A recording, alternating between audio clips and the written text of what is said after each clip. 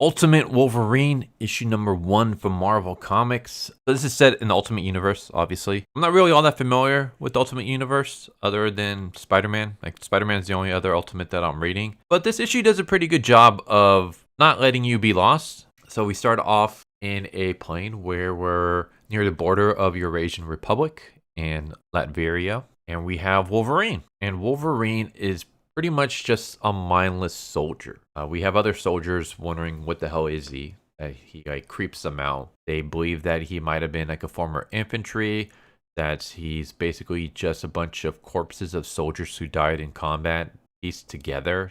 And they know that, like, or at least they believe that he can't die. They've blown him up, they stabbed him, they shot him, and he always comes back. And Wolverine just gets up, opens up the plane hangar door, and leaps out without a parachute. And we see him crashing at this castle where he just starts going berserk on the people there. He just starts slaughtering the soldiers that are out there. And it's cool. It's awesome. Artwork's really good. Really dig this artwork. And we have Kurt and we have Mystique. And that was kind of interesting because I don't want to say I've never seen them teaming up together or on the same side. I guess I would just say I'm so used to them being on opposite sides. And Kurt's like Mystique's son, or at least that in the regular continuity that I'm familiar with. But they've always, like, you know, Mystique has always been on the Brotherhood, while Kurt has always been with the X-Men. So it's just interesting to see them together. So yeah, they're working together, and Wolverine looks like he's coming to kill them. And then we have the flashback. And we see Wolverine in a test tube. We see Omega Red. We see Magik. We see Colossus. And they're basically going to use a test on Wolverine to turn them into their soldier.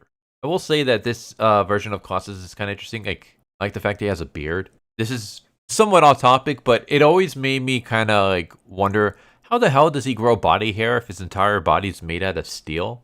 Like, how does he have hair? Why isn't he just bald? Why does he have any kind of facial hair whatsoever? Was the hair growing out of his steel?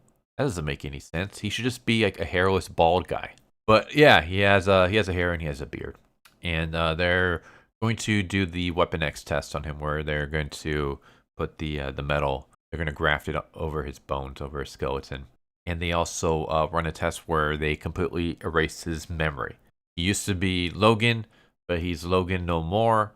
They're completely erasing his entire identity, and they're going to build him back up as their perfect warrior, their perfect machine.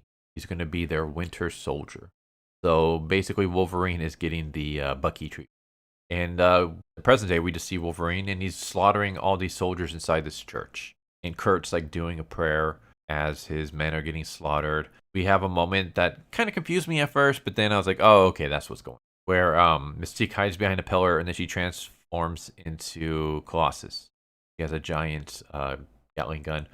I'm wondering where she got that gun. Because while Mystique can like shapeshift into other people and stuff, I don't think she can conjure up guns that actually work, unless that's some new ability. I've never seen that before. But Wolverine's able to dispel her and knows that that's not Colossus. So he slashes her throat open and kills her. Yeah, Mystique shows up just to die. Maybe she is going to survive somehow. It would seem like an ass pull. I mean, she has been able to come back from other things before, but I mean, her throat is completely sliced open. Like, she basically got Pez. Wolverine turned her into a Pez dispenser. She has to actually hold her neck to keep her head from falling off. So she's dead. And all that's left is Kurt. And Kurt and Wolverine go way back. They were actually in the X-Men in this timeline. Obviously, in the regular timeline, you know, they've worked together and stuff. But even in this timeline, they were part of the same group. I don't know if it was necessarily the X-Men because I haven't read any of the other Ultimates. But they work together and they are best friends in this timeline. But Wolverine now no longer recognizes Kurt, and Kurt's like trying to get him to remember who he is, but it's not working. So Kurt's like, okay, I'm going to do what I must. Picks up a gun and he tries to kill Wolverine. He shoots him a couple of times, but Wolverine's abilities to regenerate are just too much. Eventually he goes and he stabs Kurt, and he kills him. And as Kurt is dying, Kurt just says, you know, if you're in there, my friend, I pray you have the strength, come back. And he's basically saying that we came back for you. Whatever happened to Wolverine, whatever got him separated from the group always tried to come back and get him. They always tried to come back for him, but they weren't able to save him. And Kurt dies, and Wolverine just kind of leaves. It seems like maybe something here might have reached out to Wolverine, because we just have this moment where he does kind of like look down at Kurt. We don't get to see his expression, obviously, because he's wearing a mask. But maybe something here is starting to resonate with him. We do see him like later on, where he's on a plane and he takes off his helmet and he's sitting there quietly, and he looks at his mask and he like starts sniffing his fingers that are covered in Kurt's blood. So maybe he's starting to realize who he was. We don't know, but there's a little bit more. But yeah, that's basically Ultimate Wolverine, where he gets turned into a Winter Soldier. He basically gets the Bucky treatment, and he gets sent to kill Mystique and Kurt, and he does so. And it's also kind of interesting because the people he's working with are Colossus and Magik and Omega Red, which makes me think, why the hell are they working together? I mean, I guess because they're Russians, or I guess in this case, they're part of the Eurasian Republic. So I guess that makes sense for them to work together. It is just interesting to see like them working together and them working together to kill Kurt of all people. But yeah, I thought this was pretty cool. I liked it. I like the artwork. Artwork is good. Action scenes are good. More than I can say for the Spirit of Vengeance. This was really good. I'm interested to see what they're doing with the slogan. I'm hoping he doesn't have like amnesia for too long. Just because, I mean, we can't just have like a mindless killing machine Wolverine. There has to be a moment where he starts getting his memories back. And it looks like maybe that's what's happening near the end of this one. I hope we do something unique with that. Just because the whole like amnesia main character fighting for the wrong side, killing his former allies, like that has been done before.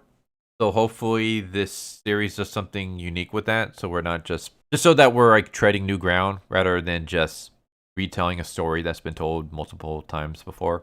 But I'm willing to give it a chance, obviously, because I found this really, really entertaining. So yeah, this was awesome. I liked it a lot. There you go. There's Wolverine issue number 1 from Marvel Comics. It was good, and I recommend reading it for yourself. It gets a thumbs up for me. Hope you enjoyed, and hope to see you next time. Take care. Later. Thank you for watching my video. I hope you enjoyed it. If you didn't, I still want to thank you for watching it this far, and I hope the next one is more to your liking. With that said, thank you once again, and I hope you guys and gals have a good one. Later.